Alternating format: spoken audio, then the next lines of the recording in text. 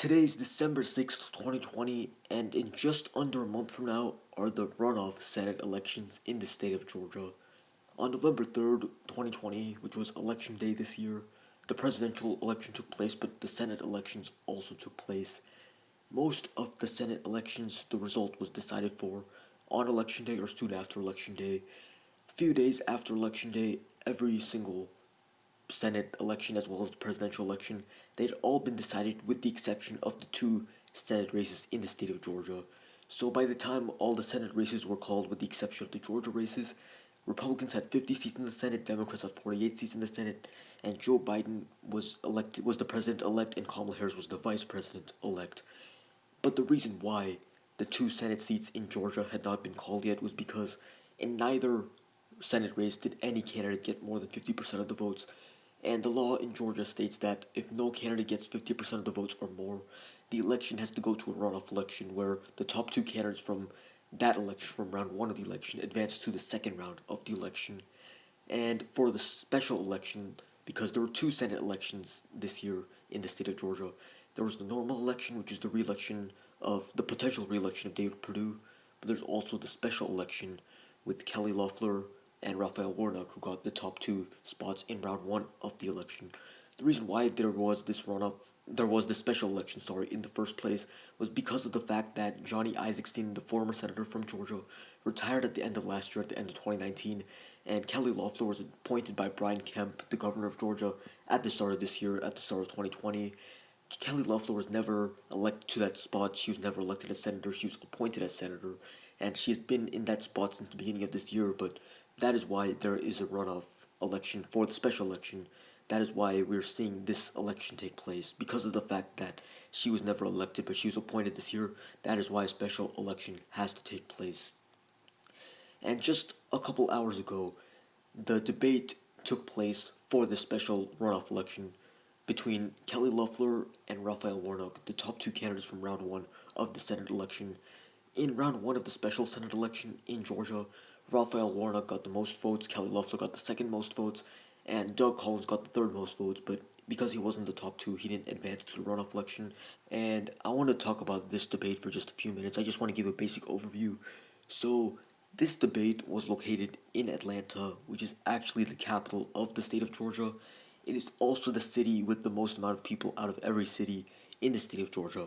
There's just over 500,000 people in the city, and the city leans heavily Democratic, as do most major cities. And the city of Atlanta is a key reason why Joe Biden was able to win the state of Georgia in the presidential election.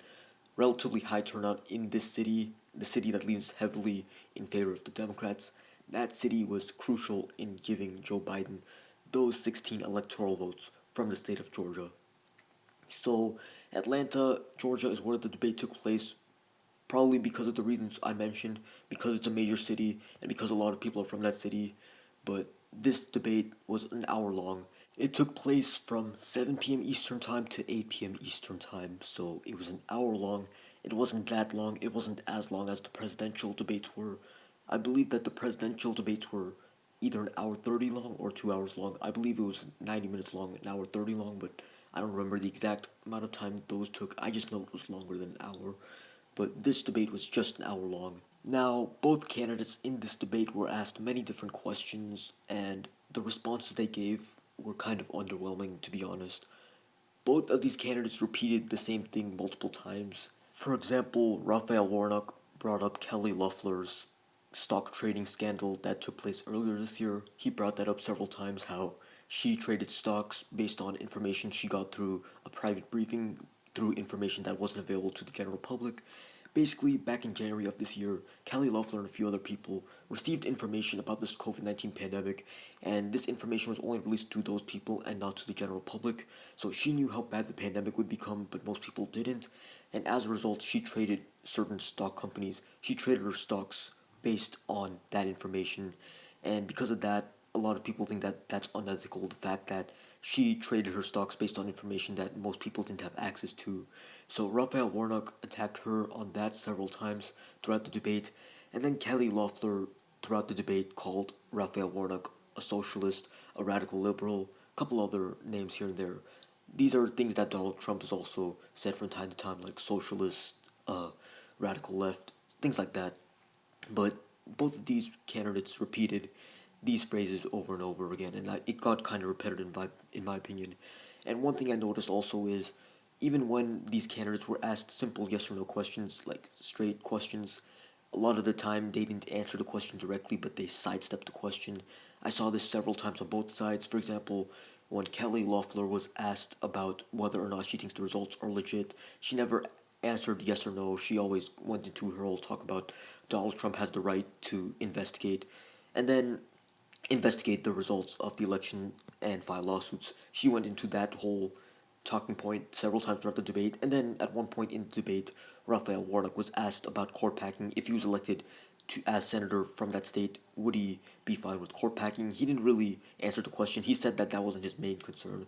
So several times throughout this debate, neither candidate answered questions head on. They always sidestepped the question, which I found kind of annoying. But who do I think won this debate overall? Honestly, I think Raphael Warnock did. I think he overall came off as more charismatic. I think Kelly Loeffler, in my opinion, sounded kind of robotic. Seemed like she was just memorizing talking points and just repeating them over and over again. But Raphael Warnock seemed a little more genuine. He seemed to have put more emotion into his talking points, into what he said, than what Kelly Loeffler did. Kelly Loeffler, she seemed a bit more monotone throughout the entire debate.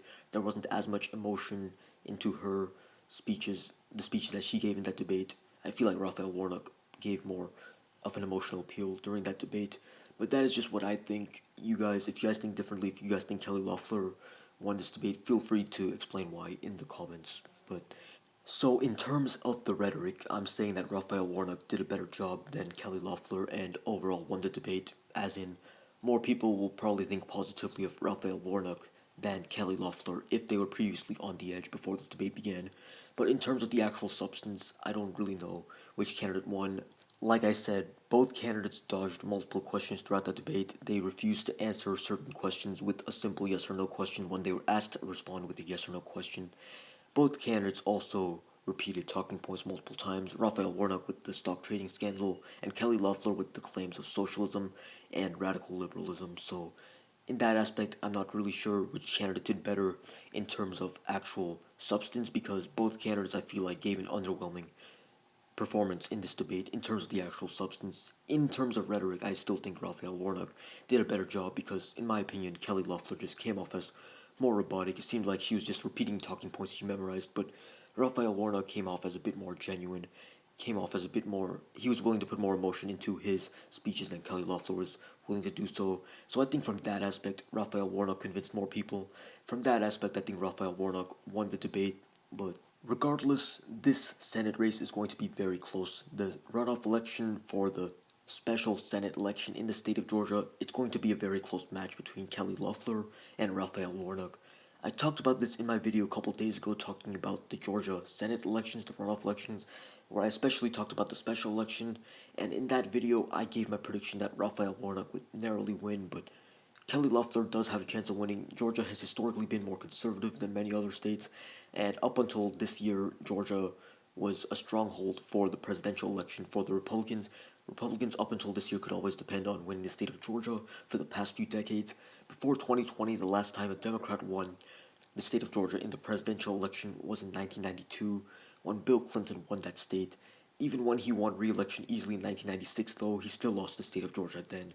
So ever since the mid-90s, Georgia has been a pretty safe state for Republicans, but I guess we're seeing now that's starting to change, and now that it has been proven to be a swing state now, the fact that Joe Biden won that state by just several thousand votes, that shows how close it is between Democrats and Republicans, and I would expect for both Senate races the results to be very close between the Democratic candidates and the Republican candidates.